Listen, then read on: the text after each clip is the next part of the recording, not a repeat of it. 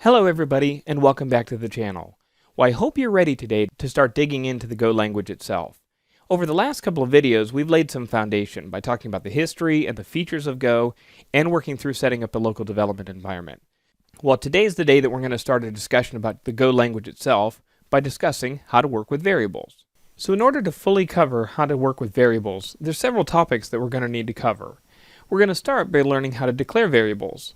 Then we'll move into a discussion about how Go considers redeclaration of variables and this concept of shadowing. After that, we'll talk about visibility, where we're going to learn how we can control what aspects of our program can see a variable that we create. Then we'll talk about naming conventions. And finally, we'll wrap up with a brief discussion about how to convert variables from one type to another. Okay, so let's go ahead and get started. So I'm going to be using the playground in order to host our conversation. That way you can follow along whether you've set up a local development environment or just want to follow along online. So as you can see, when we first load up the playground, we've got this one statement program, which is just printing out the string hello playground to the bottom of the screen when I click this run button here. Now this statement can only ever do one thing because we're passing in a string literal. And similarly, if I pass in the number, say 42, and run it, then we print 42 out. Now, no matter what we send to this println function, it's only going to ever do that one thing. So in order to provide a little bit more flexibility to our application, we're going to introduce variables. So there's actually three different ways to declare variables in Go, and we're going to go through each one of those, and then we'll talk a little bit about where you might use each format. So the first thing that we can do is actually declare the variable itself, and that'll be done using this kind of a statement. So we're going to start with the var keyword, then we're going to have the name of the variable and the type of the variable. Now if you come from another strongly typed language, this might look a little bit backwards, because you might be expecting to see something like int I. Well, that's not actually how Go works. And if you think about it, the way Go structures things actually looks more like how you read it. So I'm going to declare a variable called I that's going to be of type integer. So the way you declare variables in Go is pretty much the same way that you speak. And so it might look a little bit odd when you first start working with it, but it very quickly becomes intuitive. Now that we have our variable declared, we can go ahead and assign a value to it. And we'll do that simply with the equals operator. So once we have that set, we can go ahead and replace this with an I, run it, and we print the value 42 out. And since variables in Go can vary, we can go ahead and change the value of that to say 27. When we run again, we get the value 27 printed out. So now, even though the statement can only ever do one thing at a time, the program that runs up above this format statement can actually influence the value that's printed out to the console. Okay, so let's go ahead and get rid of this, and then explore another way to initialize this variable. Because one of the things that we're trying to do in Go is we want to keep things simple, so if we need multiple lines, then we'll go ahead and do that, but we don't want anything to be more verbose than we have to. So we can actually combine these two lines into one like this. So we can initialize the variable I as an integer and assign the value 42 in the same line. So if we go ahead and run this, then no big surprise, we get the value 42 printed out. Now this is actually still making us work a little bit harder than we need to, because since we're assigning the value 42 to this, the Go compiler can actually figure out what data type I needs to have. So we can go ahead and tell it to figure this out for us by replacing all this text with this text here. So if we just say I, and then use this :equal operator and the value 42, and run this, then we get this really nice, concise way of setting things up. Now, where are you going to need each one of these?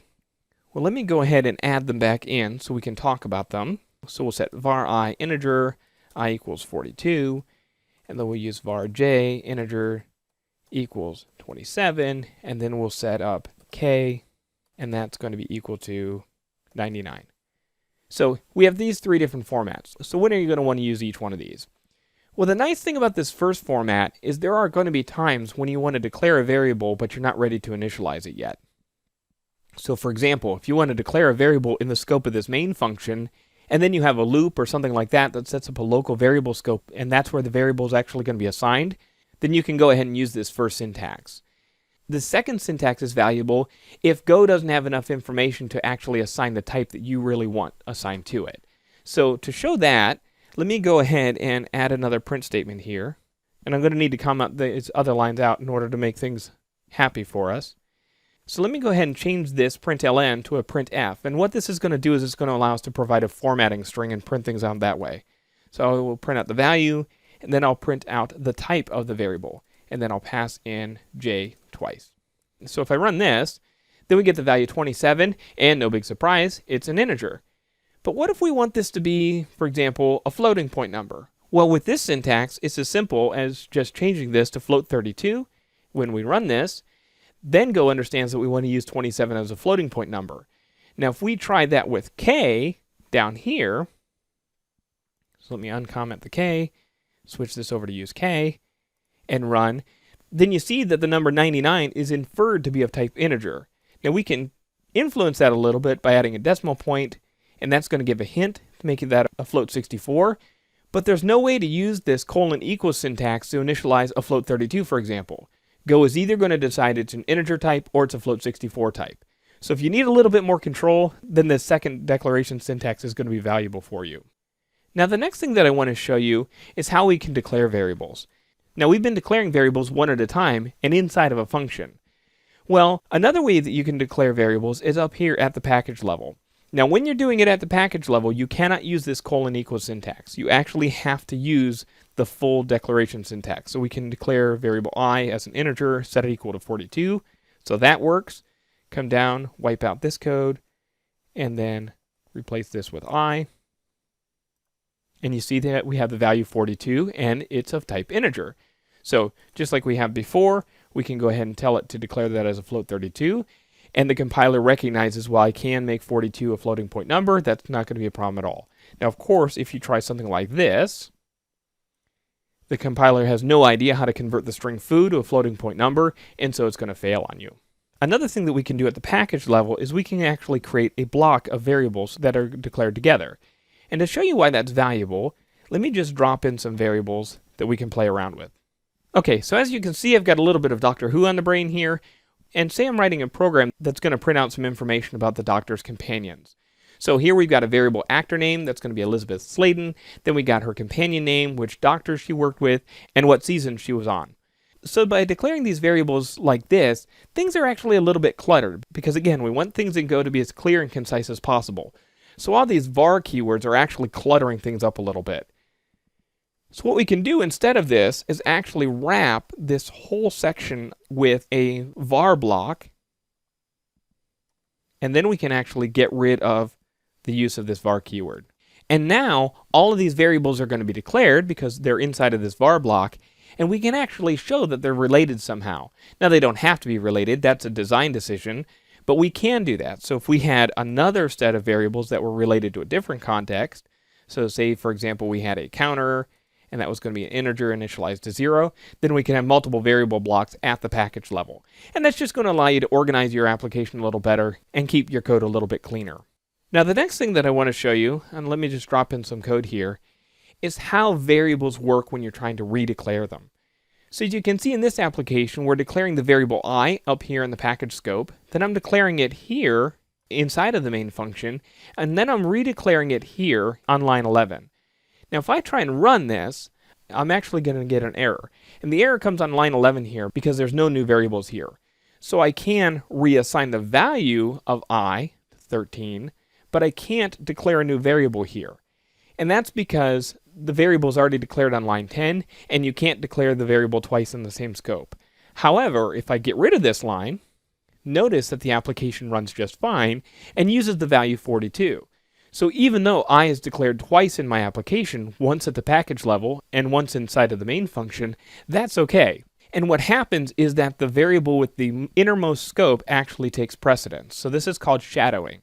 So the package level I is still available, but it's being hidden by the declaration in the main function. And I can actually show that by copying this line up here and running this. And now you see I get 27, which is the package level scope. Then I create the shadowing variable, set it equal to 42, and when I print out I again, then I get the new value of I. Now, another interesting thing about variables in Go is that they always have to be used. So let me just drop in this example here, and let's walk through it. So I'm declaring a variable I, setting it equal to 42, then I'm instantiating a variable j, setting it equal to 13, but I'm only using I. So what happens when I run this? Well, if I do, I actually get yelled at, because j is declared and not used. And this is one of the things that's going to keep your Go applications nice and clean. If you have a local variable that's declared and not used, then that's actually a compile time error. And the reason that's really valuable is as your application grows and evolves and new features are added and old features are deprecated, you're very likely to end up with some old code hanging around inside of your functions. Well, if any of your old code are variables and those variables are no longer used, then the compiler is going to detect that for you so that you can make sure that you can clean those out. Now, another important thing to know about when you're working with variables is how to name them. And there's actually two sets of rules that you're going to need to keep track of. One is how naming controls visibility of a variable in Go, and the other is the naming conventions themselves. So notice that I've been creating lowercase variables. Well, that actually isn't always the case in Go, because if I'm declaring a variable, and let's just declare it at the package level, and I declare it as an integer with the name I, and I go ahead and work with that, then that lowercase variable name actually means that this variable is scoped to this package. Now this is a main package, and so this doesn't really matter so much, but when we get into working with packages, this becomes extremely important. So lowercase variables are scoped to the package, which means anything that consumes the package can't see it and can't work with it. But if I switch to an uppercase letter, then that's what's going to trigger the Go compiler to expose this variable to the outside world. So it's a very simple naming convention, and there's really only 3 levels of visibility for variables in Go. If you have it at the package level and it's lowercase, it's scoped to the package, so any file in the same package can access that variable. If it's uppercase at the package level, then it's exported from the package and it's globally visible. And the third scope is block scope. So when we have this main function here, it's actually establishing a block scope. So when we declare this variable I right here on line 10, that variable is scoped to the block. And so that's never visible outside of the block itself. Now beyond that, it's important to understand the naming conventions in Go. And there's a couple rules that we need to follow. The first is that the length of the variable name should reflect the life of the variable. So for example, in this example, we're declaring a variable I and we're using it right away. So having a very simple variable name is perfectly acceptable. And this is going to be especially true if you're declaring counters and for loops and things like that. It's very common to have single letter or very, very concise variable names because the lifespan of that variable is very small and the amount of time that you have to keep the meaning of that variable in your head is very small as well. However, if you're declaring a variable that's used for a very long time, then it's best practice to use a longer name. So for example, if this was going to represent the season number that our companion was on, so say season 11, and we use that throughout this entire main function, then we'd want to use a name something like season number. Now, if you're working with a package level variable, and that package level variable is going to be used in quite a few other places, then that's where you're going to want to use the most verbose variable name. Now, you still shouldn't get crazy. You shouldn't have 50 character long variable names if you can avoid it. So keep your names as short as you can, but make sure that the names of those exported or package level variables are clear enough so that somebody who's outside of that source file understands the meaning of it. The other thing I'd like to talk about is how to work with acronyms, because in other languages you might see variables like the URL, and then maybe this is http google.com. You might see variables named like this. Well, the best practice in Go is actually to keep these acronyms as all uppercase. So if you're working with a variable called the URL, then URL should be all uppercase. Similarly, HTTP and any variables like that. So anytime you see an acronym, make sure that that's all uppercase. And the reason is for readability. It's very clear. We're used to seeing URL and HTTP all put together. So when you read this variable, it's very clear that you're talking about an HTTP. Maybe you're talking about an HTTP request. That reads a little bit cleaner than if you go ahead and make those lowercase. So, just some rules to keep in mind as you're creating variables. Now the next example that I want to show you is how we can actually convert from one variable type to another. So notice that I have two variables here. I've got the variable I on line 8 that I'm declaring as an integer with the value 42. And then I've got this variable j that's going to be a floating point number. Now what I want to do is I want to actually treat I as a floating point number and assign that value to j. So the way that I do that is using this conversion operator. So if you look on line 12, it looks like float is being used as a function, and in fact it is. And this is a conversion function. So when I run this program, you see that the first print statement on line 9 prints 42 as an integer. The second print statement still prints the same value, 42, but now it's been coerced into being a floating point number.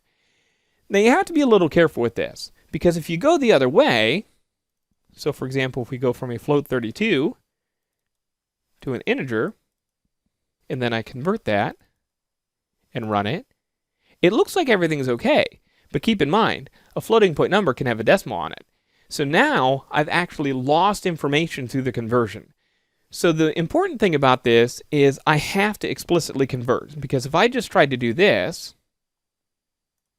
then I'm actually going to get a compile time error, because Go is not going to risk the possibility of losing information through that conversion. So you have to do an explicit conversion when you're changing types. That way it's your responsibility to understand if you're losing information or not. Now the other thing that's important to know is if I decide to work with strings, it's a very common use case to try and convert an integer into a string. Say for example you want to print it out to a log file. Well, if I run this, I get a pretty odd result. The first line prints out okay, 42, and that's an integer, that's okay. But then I get an asterisk that's of type string. What the heck happened there?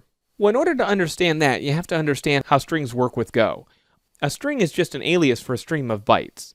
So what happens when we ask the application to convert the number 42 into a string is it looks for what Unicode character is set at the value 42, and that happens to be an asterisk. So if you want to convert back and forth between strings and numbers, then you're actually going to need to pull in the string conversion package, which you can find on Golang under packages. If you scroll down a little bit, you see string conversion here. And this is going to expose all sorts of functions that are going to make it a lot easier to convert back and forth between strings and other data types. So in this case, what we'd want to do is use the string conversion package's I to A function, which converts an integer, that's the I, to, that's the 2, and then to an ASCII string. So if we go ahead and run that, now you see that it properly converts the integer 42 into the string 42 and prints it out for us. So if you need to work with converting between numbers and strings, then go ahead and use that string conversion package. But if you're converting between numeric types, just keep in mind you can't implicitly do that conversion. You have to explicitly do it. And if you need to do that, then you can go ahead and use the type as a function. Okay, so we just covered quite a bit of ground. So let's go through a summary of what we've talked about throughout this video. Okay, there's quite a few things to keep in mind as we're working with variables, so let's go through and review what we talked about. The first thing that we talked about is the 3 different ways to declare variables. So we saw that we could declare a variable and then initialize it later. We saw that we can declare it and initialize it at the same time. And then we also saw that we can use this : syntax as a shorthand version of declaring and initializing a variable, and then we let the compiler decide what type to assign to that. Now normally you're going to use this third version. The only time you're really going to use the second version is when the compiler is going to guess wrong. And then the first version is sometimes useful if you need to declare the variable in a different scope than you're actually going to initialize it. We then talked about how we can't redeclare a variable, so within the same scope, we can't initialize that variable twice, but we can continue to reassign values to it, but we can shadow them. So if we declare a variable in a package scope, for example, we can redeclare that in a function scope, and that's going to shadow the variable at the higher level scope. All variables must be used in a Go application. So if you declare a local variable and that variable isn't used in the scope that it's declared or one of its inner scopes, then that's going to trigger a compiler error and you're going to have to go back and clean that up before your application is going to run. And again, the reason that that's really nice is as code evolves and it continues to be refactored and improved over time and features get retired, you don't have all these old variables hanging around and requiring allocations of memory when they're not being used for anything anymore. We also talked about the visibility rules. The first thing that you need to know is when you're working with package level variables, a lowercase first letter means that it's scoped to the package, which means all of the source files that are in the same package have access to that variable. If you have an uppercase first letter, then it's going to be exported globally, and so anything can work with that variable at that point. There is no private scope, so you can't scope a variable to the source code itself. However, you can scope a variable to a block by declaring it within the block instead of declaring it at the package level. We also talked about the naming conventions, and there are really 2 naming conventions that are used: Pascal case, which basically means you uppercase the first letter, and camel case. So when you're naming variables, you don't want to separate the words in the variables with underscores. You don't want to have them all in lowercase. You don't want to do anything like that. Just use standard Pascal or camel casing rules. The only exception to that is if you're working with acronyms, all of the letters in the acronym should be uppercase. the names of the variables should be as short as you reasonably can get them. So if you've got a very short lifespan of the variable, say for example a counter in a for loop, then having a one-letter variable name is perfectly acceptable. However, if you've got a variable that's got a longer lifespan, say for example it's used in a fairly long function, or if it's exported from the package, then having a longer, more descriptive variable name is certainly something that you should consider. However, please don't go crazy. Keep those names as brief and concise as possible. And the last thing we talked about are the type conversions, and how these work a little bit differently than other languages. In a lot of other languages, you would have to put the type in parens and then what you want to convert. In Go, it acts more like a function. If we want to convert an integer to a floating point 32 number, then we use float32 as a function and we pass the integer into it, and it's going to do the type conversion for us. We also learned that Go does not do implicit type conversion. So if you try and take a floating point number and assign it to an integer, Go's going to throw a compile time error for that, and that's because of the possibility of losing information through that conversion. So every time you're going to do a type conversion that might lose information, you're going to have to do that yourself so that you're making the decision, and then you can write whatever tests are required in order to make sure that information isn't lost. The final thing that we learn is when we're working with strings, then type conversions can start to get a little bit weird. So in order to handle the conversion between integers and strings and other data types and strings, we can use that string conversion package that offers a series of functions that make sure that the conversions happen the way that we expect them to. Well, hopefully this video has been valuable to you. If you have any questions, please feel free to comment down below. In the next video, what I want to do is take our knowledge of variables and see what types of data we can assign to those by exploring the primitive data types that are available in Go. Until next time, take care.